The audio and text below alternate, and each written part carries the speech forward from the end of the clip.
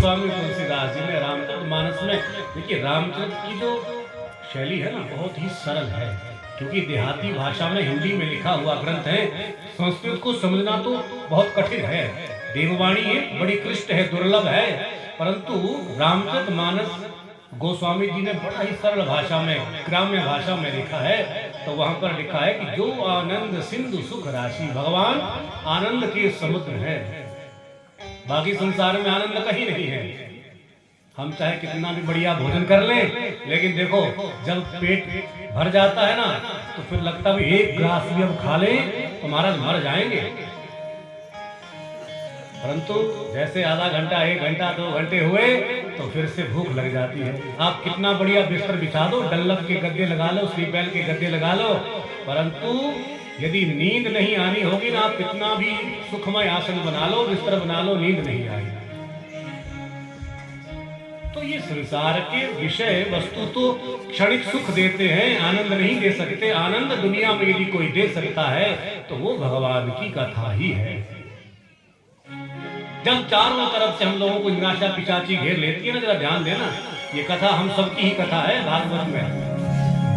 मान लीजिए कोई बहुत बड़ा संकट आ गया, जब ना तो कोई पिता कुछ कर सकते हैं, ना कोई माता जी कर सकती है, ना कोई पुत्र कर सकते हैं, तो तब केवल और केवल भगवान की याद आती है। प्रभु अब जैसी आपकी इच्छा है आप जानो। तो जब हाथ खड़े हो जाते हैं तो भगवान ही याद आते हैं। देवी द्रौपदी का चीरहरण आप सबने देखा होगा महाभारत में। बड़े बड़े महारथी भीष्म पितामह जैसे सभा में बैठे हैं, 5 पतिदेव बैठे हैं। जब दुशासन ने साड़ी खींची तो सबसे पहले अपने पतियों से कहा महाराज रक्षा करो, परंतु पांडव जुए में हार चुके थे सब कुछ। द्रौपदी को भी दांव पर लगा दिया, पांडव भी कुछ ना कर सके, और पितामह भीष्म जैसे इच्छा मृत्यु वरदान वाले सभा में बैठे, वो भी कुछ नहीं कर सके। तो फिर द्रौपदी ने पहले तो अपना बल प्रयोग किया। एक तरफ से दुशासन खींच रहे हैं और एक तरफ से द्रौपदी। हाँ जी भाई जी। तो अंत तो गत्वा जब किसी ने भी द्रौपदी का पक्ष नहीं लिया, उनकी रक्षा नहीं की, तो देखो भगवान को पुकार रही हैं। एक हाथ से साड़ी को पकड़ रखा है और एक हाथ से अरे केशव, अरे कन्हैया, अरे द्वारिकाधीश आओ रक्षा करो, परंतु भगवान नहीं आए।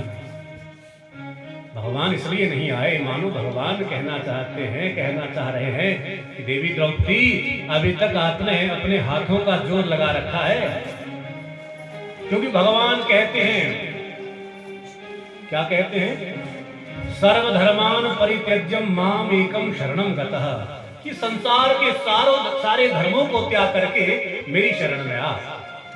अब तक देवी द्रौपदी ने एक हाथ से पकड़ रखा है अपना आंचल, भगवान नहीं आएगा। जहां देवी द्रौपदी ने अपने दोनों हाथ छोड़े और दोनों हाथ उठाए, अरे द्वारिकाधीश अब तो हमारी लाज अब आपके ही हाथ में है, जहां दोनों हाथ उठाए तो तुरंत द्वारिकाधीश वहीं पर प्रकट हो गए।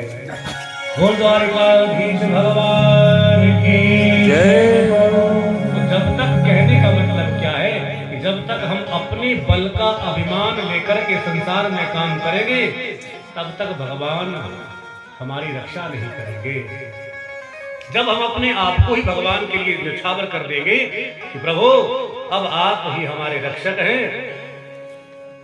हरि शरण है, तब भगवान हमारे रक्षक बनते हैं।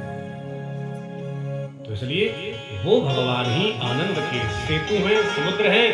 अरे जो आनंद सिंधु सुख राशि है, गोस्वामी जी ने कहा है कि जिनकी एक बूंद भी छोड़ो की शिकर, जैसे आप जरा ध्यान देना, जब कहीं से बूंदे टपकती है ना